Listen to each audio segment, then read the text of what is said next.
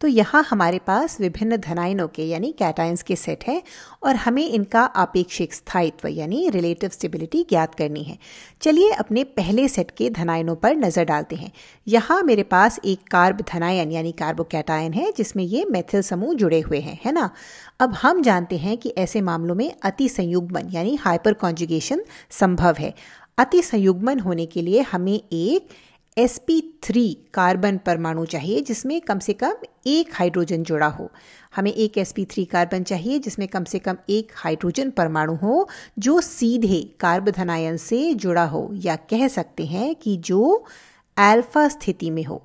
तो जब हमारे पास एक कार्ब धनायन होता है, या विशेष रूप से जब हमारे पास खाली p कक्षक वाला एक कार्बन होता है और अगर इस कार्ब धनायन की अल्फा स्थिति पर sp3 कार्बन होता है जिसमें कम से कम एक हाइड्रोजन परमाणु हो, तो इसे हम अल्फा हाइड्रोजन कहते हैं। तो इस कार्बन और हाइड्रोजन के बीच का सिग्मा आबंध इस खाली कक्ष को अतिव्याप्त कर सकता है, ओवरलैप कर सकता है ना। इसी को ही हम अतिसंयुग्मन या हाइपर कॉन्जुगेशन कहते हैं। और जितने अधिक अल्फा हाइड्रोजन होंगे, सिग्मा पाई ओवरलैप की संभावना उतनी ही अधिक होगी, क्योंकि इस तरह का अतिव्यापन अंततः इस सिग्मा आबंध के कुछ इलेक्ट्रॉन घनत्व को इस इलेक्ट्रॉन न्यून धनायन यानी इलेक्ट्रॉन डेफिशिएंट कैटायन में स्थानांतरित कर देता है। इसलिए अधिक अल्फा हाइड्रोजन का मतलब है अधिक स्थायित्व।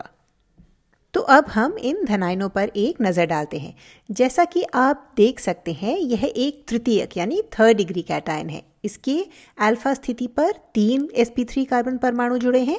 इन तीनों कार्बन परमाणुओं में 3 हाइड्रोजन जुड़े हुए हैं। तो कुल मिलाकर 9 अल्फा हाइड्रोजन यहाँ हैं जो अति संयुग्मन में हाइपर कॉन्जुगेशन में भाग ले सकते हैं। अब अगर आप इसकी तुलना इस कैटायन से करें तो इसमें केवल 2 sp3 कार्बन परमाणु सीधे जुड़े हुए हैं, इसलिए यहाँ केवल 6 अल्फा हाइड्रोजन हैं, जबकि इस धनायन में केवल 3 अल्फा हाइड्रोजन है और इसमें कोई sp3 कार्बन परमाणु नहीं जुड़ा हुआ है, तो इसमें कोई अल्फा हाइड्रोजन नहीं है, 0 अल्फा हाइड्रोजन। अब अधिक अल्फा हाइड्रोजन का अर्थ है अधिक स्थायित्व, इसलिए यह तृतीयक धनायन सबसे अधिक स्थायी होगा, फिर ये दूसरा, फिर ये तीसरा और उसके बाद ये चौथा। चलिए अब हम दूसरे सेट के धनायनों पर नज़र डालते हैं। तो क्यों ना एक बार आप इस वीडियो को यहाँ पॉज करें और इसे खुद से हल करने का प्रयास करें। चलिए अब साथ में मिलकर इसे देखते हैं।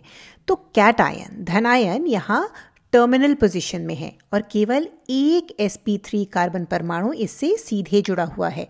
अब इस कार्बन में 1, 2, 3 आबंध है, जिसका मतलब है कि इसमें एक हाइड्रोजन जुड़ा हुआ है, क्योंकि एक न्यूट्रल कार्बन में हमेशा 4 आबंध होंगे, है ना।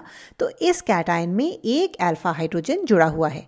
अब अगर आप इस धनायन को देखें तो इसमें 3 sp3 कार्बन परमाणु सीधे अल्फा स्थिति पर जुड़े हुए हैं, जिसमें से इस कार्बन में 3 हाइड्रोजन जुड़े हैं, इस कार्बन में भी 3 हाइड्रोजन जुड़े हैं और इस वाले से एक हाइड्रोजन जुड़ा है। इसलिए यहाँ कुल 1, 2, 3, 4, 5, 6, 7 अल्फा हाइड्रोजन है।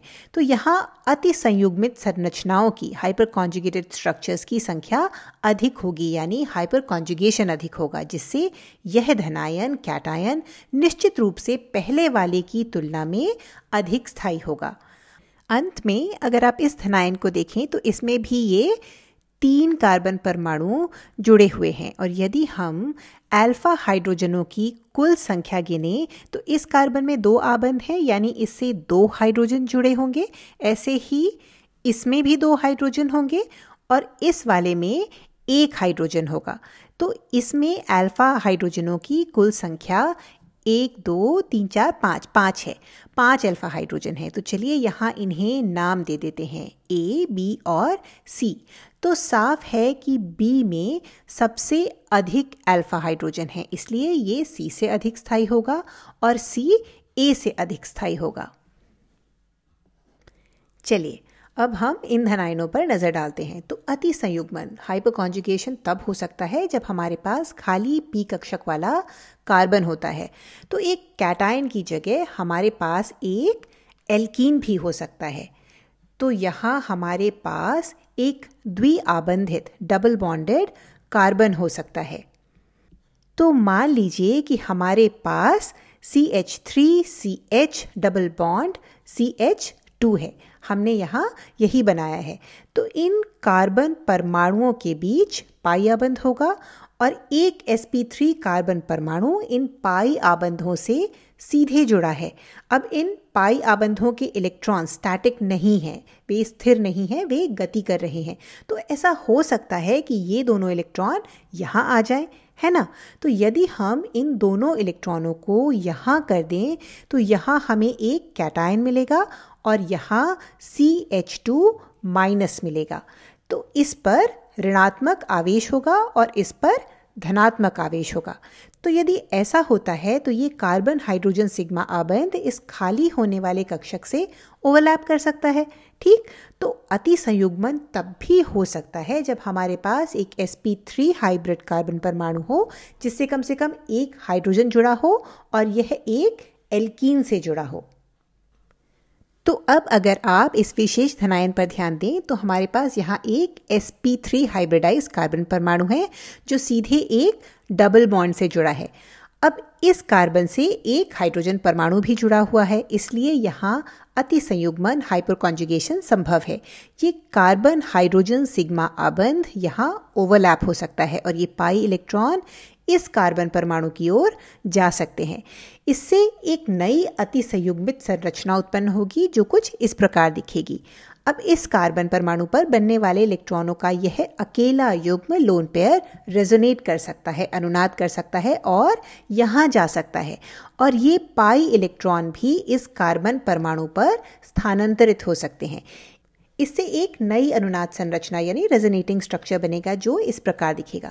अब जैसे ही ऐसा होता है हमें इलेक्ट्रॉनों का एक एकाकी युग्म लोन पेयर मिल जाता है जो सीधे एक धनायन से जुड़ा है। तो इस धनायन में एक खाली पी कक्षक है और हमारे पास इलेक्ट्रॉनों का लोन पेयर है, इसलिए ये दोनों एक दूसरे को ओवरलैप कर सकते हैं और इससे एक पाई आबंध का निर्माण होता है।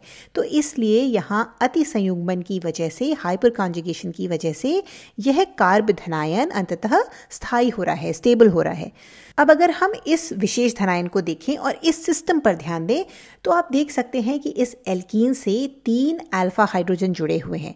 तो इसमें 3 अल्फा हाइड्रोजन है जबकि इसमें केवल 2 अल्फा हाइड्रोजन है और इसमें केवल 1 अल्फा हाइड्रोजन है जो इस एल्कीन के साथ अति संयुग्मन हाइपर कॉन्जुगेशन कर सकता है, जबकि चौथे में एक भी हाइड्रोजन परमाणु नहीं है जो हाइपर कॉन्जुगेशन में भाग ले सके। इसका मतलब ये है कि इसमें कोई अल्फा हाइड्रोजन नहीं है।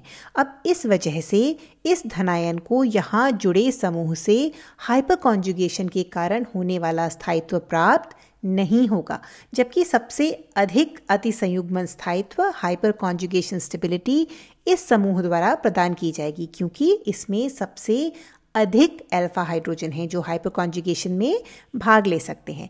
तो इसलिए यह कैटायन इस दूसरे कैटायन की तुलना में अधिक स्थायी होगा, यह दूसरा कैटायन तीसरे कैटायन की तुलना में अधिक स्थायी होगा और यह तीसरा कैटायन चौथे कैटायन की तुलना में अधिक स्थायी होगा।